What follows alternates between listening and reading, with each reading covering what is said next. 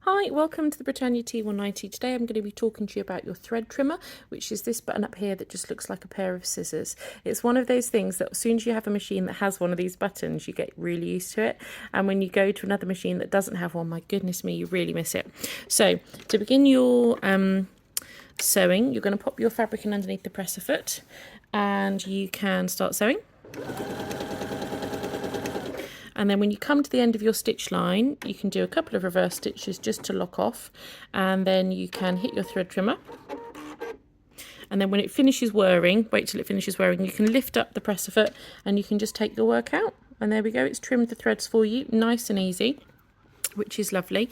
The one thing I will say about this thread cutter is that you need to be careful with the kind of thread you're using with it. So regular standard sewing thread like this, Gutermann sew wool thread or extra fine thread, anything like that, even the 100% cotton threads are absolutely fine, but you wouldn't want to use a thicker top stitching thread, and you wouldn't want to use any kind of metallic or specialist thread with the thread cutter because it can also damage and dull the blade and stop it from working properly. So only use it with regular standard sewing thread. The other thing is sometimes you can find after a while of not cleaning the machine, the thread cutter, if it starts to stop working properly, there's a couple of reasons. So the first thing you can do is give it a good clean. So in your manual under the maintenance page, it will show you how to do this, but you can take off these two screws, take the needle plate off, and you can get in there and give a really good clean, because the thread cutter has to come out to be able to slice the thread. And if you've got fluff and lint and things that have built up in there because you haven't been cleaning out your bobbin area properly, then that can impact the thread cutter from working. So if it stops working for any reason, give the machine a really good clean out first.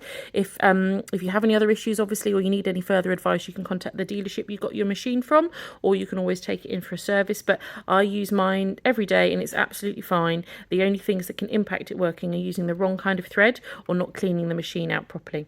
There we go. Then when you're ready to start sewing again, once you've used the thread trimmer, you haven't got to bring your bobbin thread up to the top to start sewing, anything like that. That's my top thread. I'm just going to pop that to the back. You can just put your fabric in underneath and you can just start sewing again. There we go. Thanks very much. See you soon. Bye.